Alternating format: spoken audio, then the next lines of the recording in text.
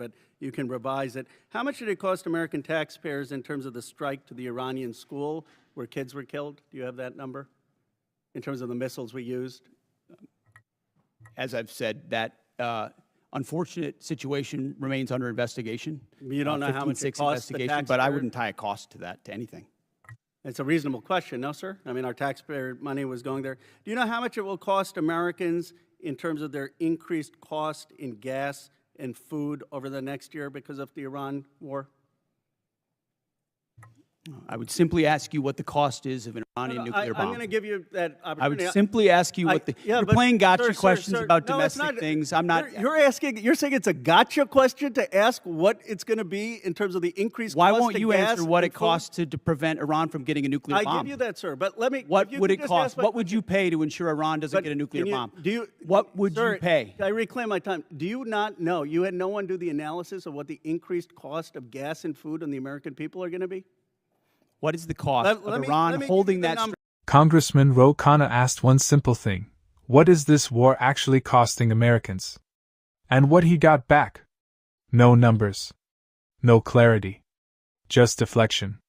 Ro Khanna pressed hard. Gas prices, food costs, taxpayer dollars, total war spending. He wanted real numbers. Instead, Pete Hegseth dodged and flipped the question. What's the cost of Iran getting a nuclear weapon? That's not an answer. That's an escape. Because when leaders can't tell you what it's costing you, but still expect you to pay, it's not transparency. It's a blank check. As a gentleman from California, Mr. Khanna. Thank you, Mr. Chairman. Secretary Hegseth, tomorrow is 2 months since the war. You've testified that it was $25 billion in cost in terms of the munitions we used and what we paid for it. But when you add to that the damage that was done to our bases and today's dollars for buying replacement munitions and replacement aircrafts, what has the total cost been over the last 60 days? That number right now reflects the total cost that we're seeing. Including buying in today's dollars the new weapons and replacements, and including the damage there? That's your testimony? If there's adjustments to that, I would defer to the comptroller on that. And how much are you seeing in terms of, are you asking in terms of supplemental funding just for the Iran mission from this committee? If and when a supplemental is submitted, how much? The majority of it would not just be for, What would be the ballpark for Iran? Munitions related to the entirety Just of what number, we want to sir. get done. A number. What would you submit? It would be within on Iran, it would be less than $25 billion, but there's a lot more we would ask for beyond just Iran. You're saying it's $25 billion. Okay, I would just, if you come back, you want to revise those numbers, because all the experts are disagreeing with you when it comes to today's dollars and damage, but you can revise it. How much did it cost American taxpayers in terms of the strike to the Iranian school where kids were killed? Do you have that number in terms of the missiles we used?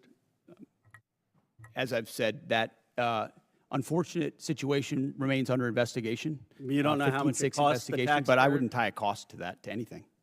It's a reasonable question, no, sir? I mean, our taxpayer money was going there. Do you know how much it will cost Americans in terms of their increased cost in gas and food over the next year because of the Iran war? I would simply ask you what the cost is of an Iranian nuclear bomb. I'm going to give you that opportunity. I would simply ask you what you're playing gotcha questions about domestic things. I'm not. You're saying it's a gotcha question to ask what it's going to be in terms of the increased cost of gas. Why won't you answer what it costs to prevent Iran from getting a nuclear bomb? I give you that, sir. But let me. What would it cost? What would you pay to ensure Iran doesn't get a nuclear bomb? What would you pay? I reclaim my time. Do you not know? You had no one do the analysis of what the increased cost of gas and food on the American people are going to be?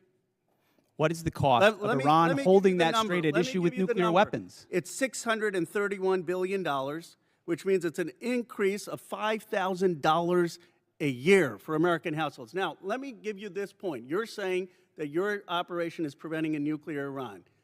Will you acknowledge that there is an economic cost to the American people for doing what you believe is necessary to make Iran denuclear? Will you acknowledge the economic cost? We have an incredible economic team that's managing this better than Yeah, but what the previous but to administration did to our acknowledge that- economy, to acknowledge what the there's a previous cost. administration You- did you with don't even inflation, know what the- you know what what's the previous upsetting? I reclaim administration my did with time. You know, COVID, Secretary- and you're going to Secretary, lecture this I reclaim administration my about the time, sir. economy? You know what is upsetting to me? Incredible. You didn't even do the analysis on how much it's costing the American people. It's one thing if you said, okay, it costs the American people $5,000, but we think it's worth it. That's what we've done in World War II and other wars. Here's what it costs. You got to pay for it. You don't even know what the average American is paying. You don't know what we paid in terms of the missiles that hit the Iranian school. You don't know what we're paying in terms of gas. You don't know what we're paying in terms of food. Your 25 billion number is totally off. It's the incompetence. It's the incompetence. Let me ask you this. Certainly, maybe here we'll find agreement. There were still 440 pounds of low-enriched uranium, correct, when President Obama, after the JCPOA? Is that accurate? The amounts and types are classified. Okay. Will you acknowledge that there were 970 pounds of uranium enriched after Trump tore up the JCPOA? The JCPOA was a terrible deal that allowed Iran a path to I a know nuclear bomb. You deal with vague platitudes. I'm asking you about numbers. Like you don't know what gas costs, you don't know what food costs, you don't know what the operation costs. You know, I get sound bites, but how about numbers? Do you know how much the enriched uranium was after you ripped up the JCPOA? Trump did. I'll give you a number. I know that, as was stated by early on, the price of gas is twice as expensive in California, your home state, as anywhere else in the country because of the horrible policies your state pursued. You know what? It used to be that that type of stuff worked, and then you started to lose the people that you campaigned you wanted to be for, because you said you wouldn't get us into bad wars. You said you would bring down the prices. You know what I'm sad for? I'm sad for all the people who voted for Trump. I'm sad for them because you betrayed them. You betrayed a lot of that MAGA base. And you know who knows that? J.D. Vance knows that. Gentleman's time's expired. Chair now recognizes the gentleman from Nebraska, Mr. Bacon. What you just watched was a clash over accountability, specifically, whether the government should put hard numbers on the cost of military action. Ro Khanna focused on something very concrete. What is this costing the average American? Not just in terms of defense spending, but ripple effects, fuel prices, food costs, and long-term economic impact. He kept pushing for specifics, totals, projections, and direct financial consequences. On the other side, Pete Hegseth didn't engage on that level of detail. Instead, the argument shifted toward the strategic justification, preventing a nuclear-armed Iran. That pivot matters, because it reframes the conversation from, how much is this costing? To, is any cost worth preventing a bigger threat? Those are two completely different debates. One is about transparency and economic accountability. The other is about national security and risk tolerance. Khanna's frustration builds because he's not getting numbers, he's getting rationale. And his key point lands here.